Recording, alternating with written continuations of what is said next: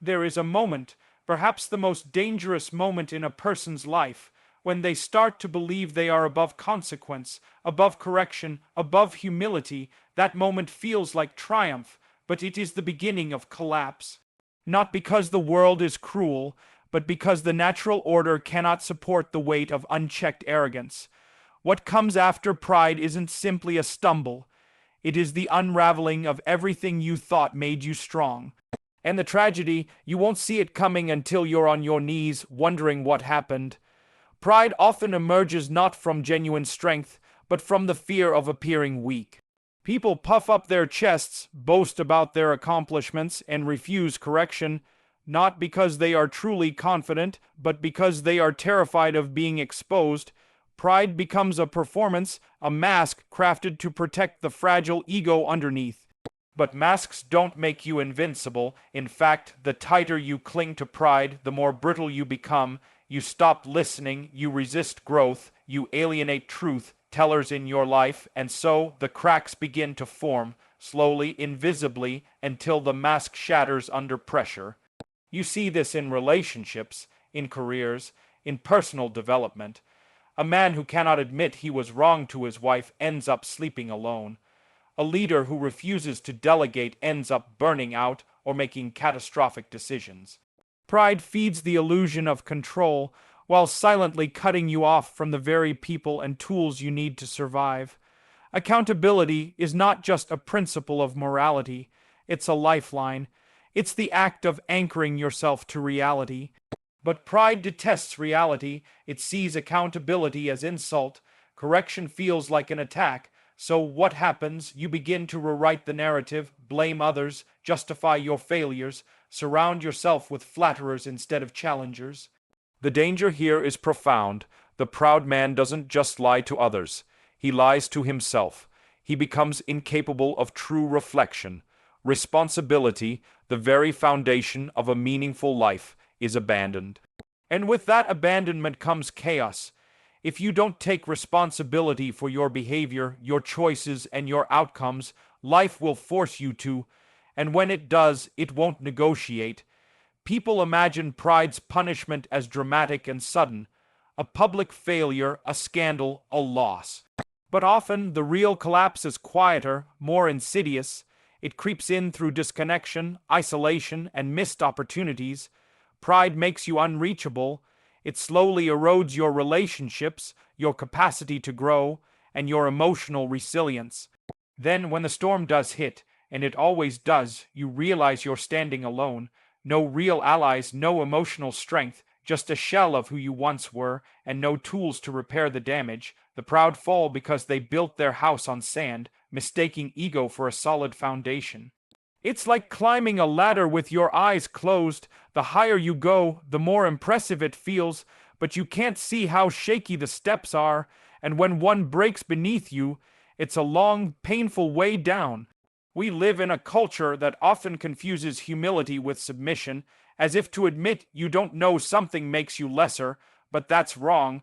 True humility is not about making yourself small, it's about making yourself open. Open to truth, to growth, to responsibility. The humble are not the weak. They are the strong because they can change, they can adapt, they can recover from failure because they accept it as part of the journey. Pride says, I already know. Humility says, teach me. Pride says, I'm right. Humility says, I want to understand. And here's the paradox. When you walk the path of humility, your competence grows. Your relationships deepen, your character strengthens, and the life you build, it can withstand storms.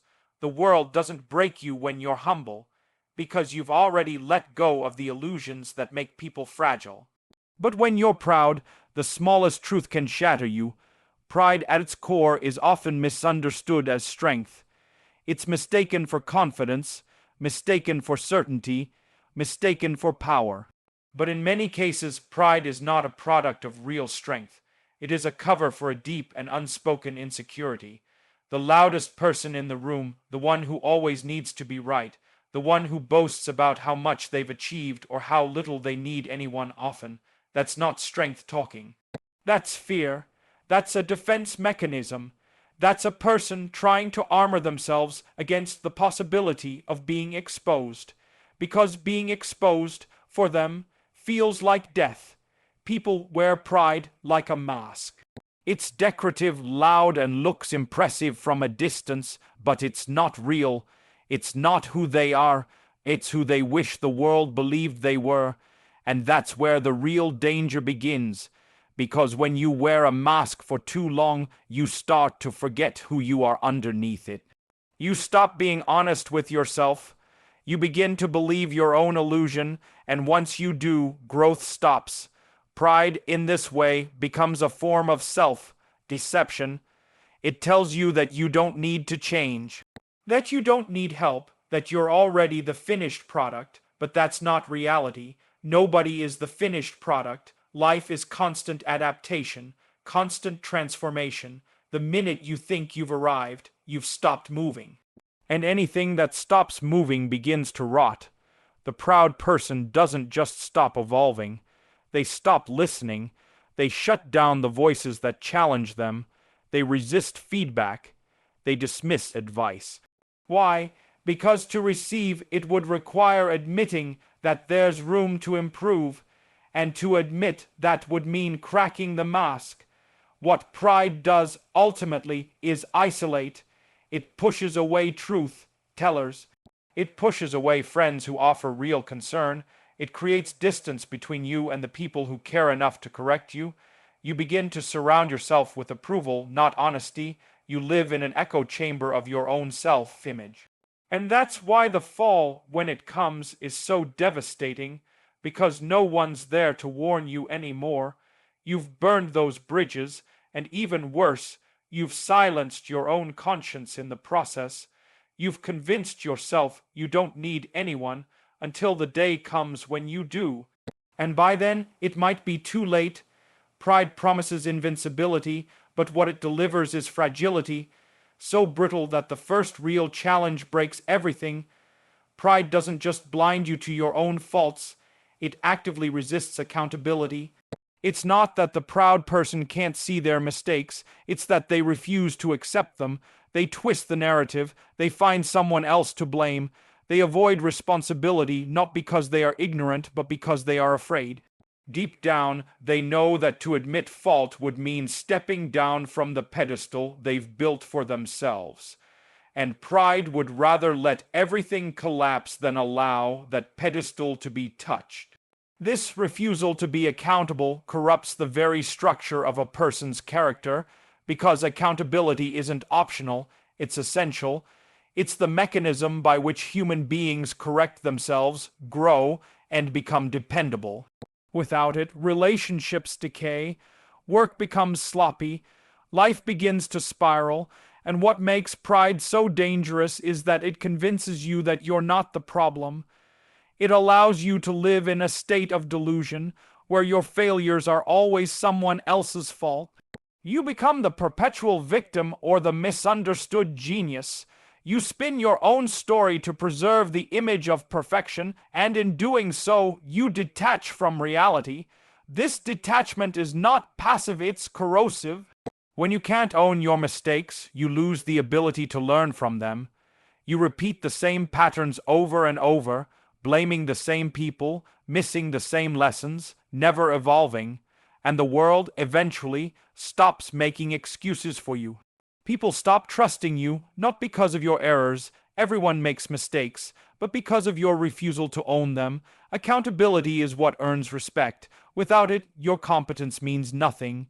Pride might get you admiration for a moment, but it can never sustain respect over time. And then there's the matter of responsibility, because pride doesn't just avoid accountability, it rejects responsibility. It wants the credit, but not the burden.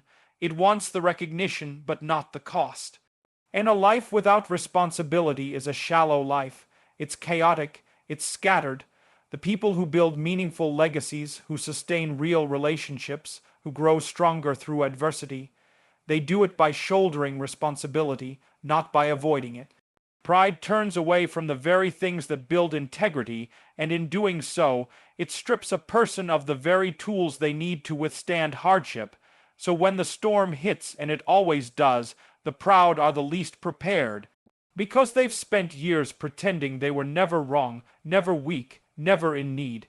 And when reality strikes, they discover too late that they've built their lives on a foundation of denial. The collapse that follows pride is rarely sudden. It doesn't come in the form of a dramatic explosion or an obvious public failure. More often, it creeps in like a shadow, silent, steady, unnoticed. The damage builds in small, almost invisible increments.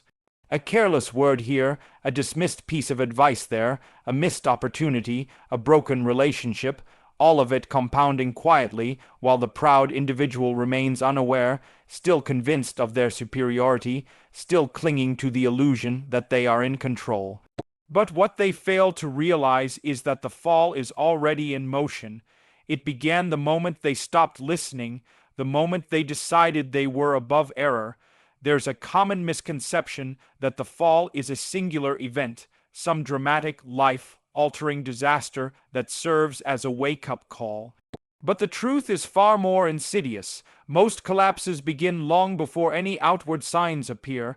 They begin internally, in the choices made in private, in the habits formed behind closed doors, in the erosion of character that pride disguises as strength.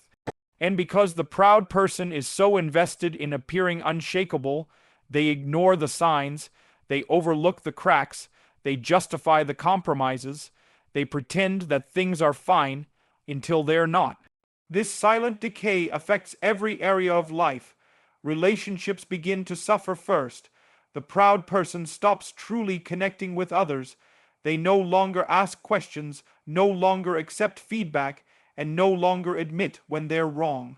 Friends grow distant, loved ones feel unheard, respect is slowly replaced with resentment, and then the decline moves inward to mental health, emotional stability, and moral clarity. Pride numbs the ability to self-reflect, so the individual becomes emotionally stagnant. They stop learning, they stop growing, they become a version of themselves stuck in time, unable to evolve while the world around them keeps moving. And then one day, a challenge comes, something too big to ignore. Maybe it's a career failure, or a betrayal, or a personal crisis. And suddenly, the proud person realizes how unprepared they are. They look around and find themselves alone, stripped of support, stripped of tools, stripped of truth. And they wonder how it happened, but it didn't happen in that moment. It happened in every moment before it, when they refused to humble themselves. The fall wasn't sudden. It was a consequence, a slow, inevitable result of choosing image over growth, control over honesty, pride over truth. In a world that glorifies dominance, loud voices, and self-promotion, humility is often misunderstood. It's seen as weakness, as passivity, as submission, but this is a dangerous misconception. Humility is not about thinking less of yourself, it's about thinking truthfully about yourself. It's an accurate self-assessment grounded in reality, and far from being weak, humility is what gives a person true power, the power to change, to adapt, to grow, because a humble person doesn't need to protect an image. They're not invested in appearing perfect, they're invested in becoming better. Humility opens the door to learning, while pride shuts it. A proud person believes they already know enough, that they are above instruction, above correction. They interpret feedback as an insult, but the humble individual sees every bit of feedback, every failure, every flaw as information, something to work with, something to grow from. This mindset creates resilience. A person grounded in humility can weather mistakes without crumbling. They can take criticism without defensiveness. They can see their limitations without shame, and that gives them a powerful advantage over those who can't. People who walk with humility are also more trustworthy. Why? Because they are consistent, they're not pretending, they don't change depending on the audience, they don't need constant validation, they listen more than they speak. And when they do speak, it carries weight. Their words aren't driven by ego, they're driven by clarity. In relationships, this fosters trust. In leadership, it builds credibility. In personal growth, it creates steady momentum. You won't find them crashing under pressure because they've already done the internal work. They've acknowledged their flaws. They've confronted their shadows. There's nothing left to hide. There's also a strange irony here. Those who embrace humility often rise higher than those driven by pride. Why? Because people want to follow someone real. They want to work with someone who listens, someone who teaches, someone who takes responsibility. And the universe, in its quiet way, seems to reward that. Not always with fame or fortune, but with peace, with depth, with relationships that matter and character that lasts. Humility builds a life that can withstand storms because it is not built on illusion. The proud may climb faster, but the humble build stronger. Pride may be loud, but humility is lasting. In the end, it's not the mask that endures, it's the substance beneath it. And when the winds of life come, and they always do, it is the humble who remain standing, precisely because they never pretended to be above the wind. The thread that runs through every point in this speech is a fundamental truth. Pride, while seductive, is ultimately self-destructive. It gives the illusion of strength, of certainty, of invincibility, but only for a while. Underneath that illusion lies fragility. The proud person becomes addicted to control and terrified of vulnerability, and so they build walls instead of bridges. They resist correction, dismiss feedback, and surround themselves with false affirmations, all to preserve an image that cannot hold up to the pressures of reality. And the tragedy is that by the time they recognize their collapse, the damage is already deep. The cracks that pride ignored have already split the foundation wide open. Life does not punish pride with lightning bolts or instant failure. It punishes pride slowly through isolation, stagnation, and decay. The proud person often believes they are winning, while behind them their relationships wither, their inner peace erodes, and their growth freezes in place. And because pride resists responsibility, they see none of it as their fault. They cast blame, rewrite the past, and maintain their innocence while their world quietly falls apart. The fall comes not because of one mistake, but because of years of ignoring small truths, small warnings, small moments that could have altered the course if only they were heeded. The collapse isn't loud until the very end, until it breaks you. Contrast this with the path of humility, which is often quieter, less glamorous, but far more powerful. Humility invites growth. It embraces truth even when it's hard. It allows you to be corrected, to evolve, to rebuild. Humility doesn't mean you shrink. It means you make space for reality, and that space allows for depth, for wisdom, and for strength that doesn't need to shout. The humble are not fragile because they've already faced their limitations. They've learned from their failures. They've taken responsibility for their lives, and that responsibility becomes the foundation of true character. When adversity comes, they're not shattered. They bend, they adapt, they stand again, because they were never pretending to be untouchable in the first place. So, what comes after pride will break you, not as a punishment, but as a natural consequence. The question is not whether the fall will come, but whether you will see it before it does. If you're willing to trade pride for humility, image for substance, illusion for truth, then you will no longer need to fear the fall. Because what you build with humility is stronger than anything pride can fabricate. It is slower, yes, but it is lasting. And when the winds of life rise, it is not the tallest tower that survives, but the one built on solid ground. Thank you so much for taking the time to watch this video. I truly appreciate your presence here. If this message spoke to you, if it challenged you, encouraged you, or made you reflect on your journey, then it did its job. Remember, the goal isn't perfection, it's progress, and every step toward humility is a step toward strength. If you found value in this content, please consider liking, commenting, and subscribing to the channel. It helps us grow and reach others who might need this message too. Don't forget to share this video with someone who might be on the edge of their own realization. I'll continue creating more content like this, so turn on the notification bell to stay updated with future uploads.